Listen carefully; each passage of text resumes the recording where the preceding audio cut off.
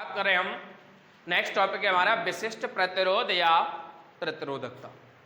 पिछले वीडियो हमने पढ़ा था वैद्युत अपघट्य विलयनों का चालकत्व जो ओम के नियम पर निर्भर करता था, और आज हम पढ़ने वाले हैं विशिष्ट प्रतिरोध या प्रतिरोधकता।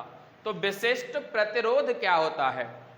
विशिष्ट प्रतिरोध तो हम पढ़ ही चुके हैं भाई, प्रतिरोध तो हम पढ़ चुके हैं, जैसे आर से डिनोट करते हैं रेजिस्टेंस। विशिष्ट प्रतिरोध क्या होता है? विशिष्ट प्रतिरोध है जब किसी वैद्युत अपघट्य विलयन में विद्युत धारा प्रवाहित की जाती है। जब किसी वैद्युत अपघट्य विलयन में विद्युत धारा प्रवाहित की जाती है तो उसके प्रवाह में, प्रवाह मतलब जहां होके विद्युत धारा बह रही है, उसमें कुछ बाधाएं उत्पन्न होती हैं, कुछ अवरोध उत्पन्न होते हैं, यानी उसे कुछ ऐसे तत्व होते हैं जो उसे रोकने की कोशिश करते हैं। मानो एक जगह से दूसरी जगह विद्युत धारा प्रवाहित हो रही है तो बीच में कुछ ऐसी चीजें, कुछ ऐसे कण उत्पन्न हो जाते हैं जो उसको रोकने की कोशिश करते हैं। तो उस कंडीशन में कहा जाता है कि जो दो इलेक्ट्रोड हैं, भाई कोई भी दो इलेक्ट्रोड तो होंगे जब नेगेटिव और पॉजिटिव, उनके मध्य में एक वैद्युत अपघट्य स्तंभ होता है। वैद्युत अपघट्य स्तंभ होता है जहां हम कह सकते हैं कि जो प्रतिरोध होता है, उत्पन्न जो प्रतिरोध होता है वो उस स्तंभ के लंबाई के समानुपाती होता है और क्षेत्रफल के व्युत्क्रमानुपाती होता है। यानी जो यहाँ अवरोध उत्पन्न होगा वो अवरोध समानुपाती होगा लंबाई के, किसकी लंबाई? वैद्युत अपघट्य स्तंभ की लंबाई, और व्युत्क्रमानुपाती होगा किसके? क्षेत्रफल। A for area, L for length लंबाई, और ए फॉर एरिया क्षेत्रफल। ठीक है, तो यानी जो प्रतिरोध होता है वो वैद्युत अपघट्य स्तंभ की लंबाई के क्या होता है? समानुपाती, और क्षेत्रफल के होता है व्युत्क्रमानुपाती। समानुपाती का मतलब है कि यदि एक चीज का दोगुना कर रहे हैं तो दूसरी का भी क्या करेंगे? दोगुना करेंगे। और जबकि व्युत्क्रमानुपाती का मतलब है कि एक का दोगुना करेंगे तो दूसरी का आधा करेंगे। कभी कभी पूछ लेता है एक नंबर में कि यदि किसी चालक की लंबाई को दोगुना कर दिया जाए तो उसके क्षेत्रफल पर क्या प्रभाव पड़ेगा प्रतिरोध के प्रति? या कह दें कि यदि लंबाई को दोगुना कर दिया जाए तो प्रतिरोध कितना हो जाएगा? वो भी दोगुना हो जाएगा। भाई दोनों समानुपाती है ना। यदि कह दिया जाए कि क्षेत्रफल को दोगुना कर दिया जाए तो प्रतिरोध कितना हो जाएगा? आधा हो जाएगा, क्योंकि ये क्या है? इसका व्युत्क्रमानुपाती उल्टा है। यदि उधर 2 से गुणा करेंगे तो उधर 2 से भाग करेंगे। समानुपाती में इधर गुणा तो इधर भी गुणा, इधर भाग तो इधर भी भाग करना है। तो ये दोनों चीज आपको समझ में आ गई होंगे। तो इसको हम कह सकते हैं आर एल अपॉन ए। भाई बराबर में क्या है? एल, और नीचे क्या है? ए। इसको ऐसे कहेंगे r equal to rho l upon a. इसको एक साइन होता है ऐसे पी जैसा होता है, इसको रॉ बोलते हैं, आर एच। ठीक है, और ये रॉ क्या है? रॉ एक समानुपाती स्थिरांक है। समानुपाती स्थिरांक है जिसे विशिष्ट प्रतिरोध या प्रतिरोधकता कहते हैं।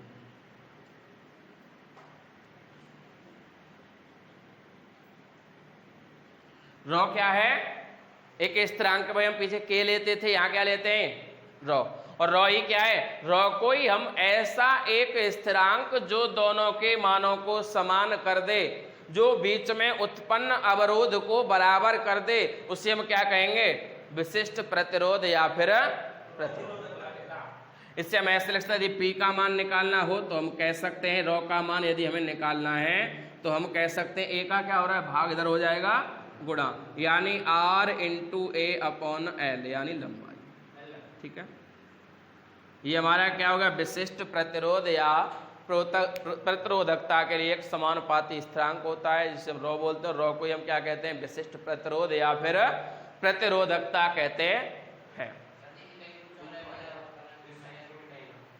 नेक्स्ट टॉपिक है हमारा विशिष्ट चालकत्व या चालकता। विशिष्ट चालकत्व या चालकता क्या होती है? ये होता है विशिष्ट प्रतिरोध का व्युत्क्रम, यानी कहें तो उसका उल्टा। भाई विशिष्ट प्रतिरोध क्या है? विशिष्ट प्रतिरोध क्या होता है? रॉ। यही तो होता है विशिष्ट प्रतिरोध। अब इसका कर दें व्युत्क्रम, विशिष्ट प्रतिरोध का व्युत्क्रम क्या हो जाएगा? 1/ρ हो जाएगा, होगा नहीं होगा? और विशिष्ट प्रतिरोध का व्युत्क्रम क्या कहलाएगा? विशिष्ट चालकत्व कहलाएगा। विशिष्ट प्रतिरोध का व्युत्क्रम क्या कहलाएगा? विशिष्ट चालकत्व को डिनोट करते हैं कप्पा से, यानी इसको हम के टाइप का होता है पर इसको कप्पा कहते हैं। तो यानी जो के है, जो हमारा कप्पा है, वो किसके बराबर होता है? 1/ρ। ठीक है, 1/ρ। यानी या ऐसे कहते रॉ को इधर ले आओ तो रॉ बराबर क्या हो जाएगा? 1/ कप्पा हो जाएगा। कप्पा क्या है? कटप्पा का छोटा भैया। ठीक है, तो ये हो गया रॉ बराबर 1/ कप्पा। और कप्पा के लिए हम एक मान रॉ का मान क्या होता है? भाई रॉ का मान हमने पीछे अभी निकाला था विशिष्ट प्रतिरोध में कि R बराबर था L/A और यहाँ था ρ, और ρ बराबर आया था R × A बटे L।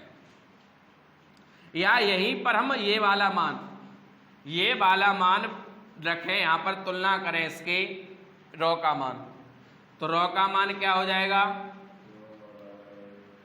ρ बराबर हो जाएगा R × A/L और बराबर हो जाएगा 1/K। ठीक है, तो ये जो कप्पा आएगा तो यहाँ से हम इसकी आपस में क्रॉस मल्टीप्लाई वैल्यू निकाल सकते हैं। एक और मान होता है जहाँ हमने पढ़ा था केवल चालकत्व। देखो ध्यान दें, चालकत्व क्या होता है? चालकत्व होता है प्रतिरोध का व्युत्क्रम। चालकत्व क्या होता है? कल हमने पिछले वीडियो में पढ़ा था कि चालकत्व क्या होता है? प्रतिरोध का व्युत्क्रम। और विशिष्ट चालकत्व क्या होता है? विशिष्ट प्रतिरोध का व्युत्क्रम। भाई हमने पढ़ा था C बराबर 1/R, C बराबर 1/R हमने पढ़ा था चालकत्व में। तो यानी चालकत्व क्या होता है? प्रतिरोध का व्युत्क्रम। और विशिष्ट चालकत्व क्या होता है? विशिष्ट प्रतिरोध का व्युत्क्रम। इन्हीं सभी फॉर्मूला को ऐसे ही R बराबर क्या हो जाएगा? 1/C हो जाएगा। और R बराबर यदि हम यहाँ 1/C रख दें तो क्या हो जाएगा? 1/C × A/L = 1/K लिख सकते हैं ऐसे। ठीक है, अब इसका क्रॉस मल्टीप्लाई कर दो तो कप्पा आ जाएगा यहाँ और ये C चला जाएगा यहाँ, तो C बराबर क्या हो जाएगा? कप्पा × A/L ऐसे भी हो जाएगा। हमें डिपेंड करता है कि जब हम न्यूमेरिकल निकाल रहे हों तो उस समय हमें क्या दे रखा है। यदि हमें प्रतिरोध दे रखा है तो हम इसमें ये वाला फॉर्मूला लगाएंगे, यदि हमें चालकत्व दे रखा है तो ये वाला लगाएंगे, और यदि हमें विशिष्ट प्रतिरोध दे रखा है तो ये वाला लगाएंगे, और हमें अन्य कोई दे रखा होगा, यानी हमें क्या दे रखे होंगे? मानो हमें विभवांतर और विद्युत धारा दे रखी है, विभवांतर और, तो वहां हम उसे भी लगा लेंगे कि R बराबर होता है V/I। ये भी हमने पीछे लिखवाया है तुम्हें। ठीक है, तो यदि R का मान नहीं दे रखा हमें तो पहले V/I करके R निकालेंगे और R के मान को यहाँ रख लेंगे, जिससे हमारा क्या निकल आएगा? कप्पा निकल आएगा। ठीक है, सबका रिलेशन बना के रखना है, और रिलेशन हम कब बना पाएंगे? जब हमें सारे फॉर्मूला याद होंगे। तो जितने भी फॉर्मूला है उनके लिए एक विशिष्ट बात सुन लें। जब हमारा विशिष्ट प्रतिरोध और विशिष्ट चालकत्व चला तो विशिष्ट बात भी सुन लें कि एक फेयर जो कॉपी बना रहे हो उसमें प्रत्येक चैप्टर के लिए 2-2 पेज बनाओ फॉर्मूला के लिए। भाई यदि देखो हम यदि तुम्हें एक साथ फॉर्मूला लिखवाएं तो उसका आपको इतना फायदा नहीं होगा, क्योंकि हमें भी समय लगेगा ढूंढने में, और हम इतना ढूंढ भी नहीं पाएंगे कि शायद कोई फॉर्मूला रह भी जाए उसमें से। और आप लोग डेली की डेली पढ़ रहे हो, चाहे एक दिन में 2 फॉर्मूला बने, उनको अलग पेज में उतारते जाओ सारे चैप्टर वाइज, जिससे अच्छी तरीके से आपको याद भी हो जाएंगे। और जब आवश्यकता पड़ेगी किसी फॉर्मूला तो पेज पलट के देखो, एक जगह तो लिखे हुए मिल भी जाएंगे। और पूरी कॉपी में ऐसे छांटोगे तो आपको समस्या रहेगी, एक फॉर्मूला देखने के लिए आपको 20 पेज पलटने पड़ेंगे, पता नहीं किस पेज पे मिले।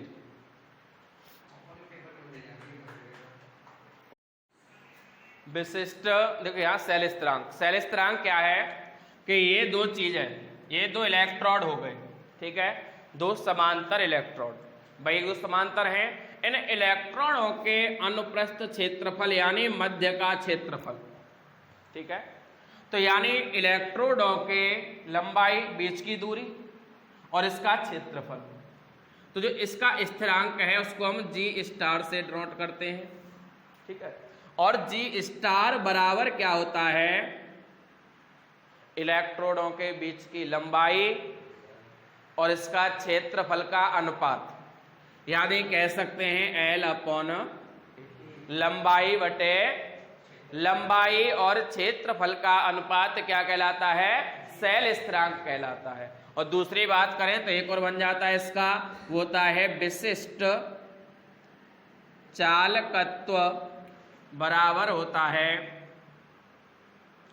चालकत्व गुणा शैल स्थिरांक। यदि हम शैल स्थिरांक की बात करें तो शैल स्थिरांक बराबर बन जाएगा विशिष्ट चालकत्व, ये बहुत न्यूमेरिकल आते हैं इसके, अब लिखवा रहा हूं शैल स्थिरांक के लिए भाई। अब शैल स्थिरांक कब आया तो शैल स्थिरांक क्या हो गया हमारा, विशिष्ट चालकत्व बटे चालकत्व। इसको डिनोट किससे करते हैं, विशिष्ट चालकत्व को, शैल स्थिरांक को हम G स्टार से डिनोट करते हैं। और उसके बाद विशिष्ट चालकत्व क्या हमारा, कप्पा बटे C, और यहाँ हम ऐसे कह सकते हैं कि G स्टार बराबर कप्पा बटे C, और कप्पा बराबर हो जाएगा G स्टार इंटू C। इस प्रकार से इसको डिनोट कर सकते हैं।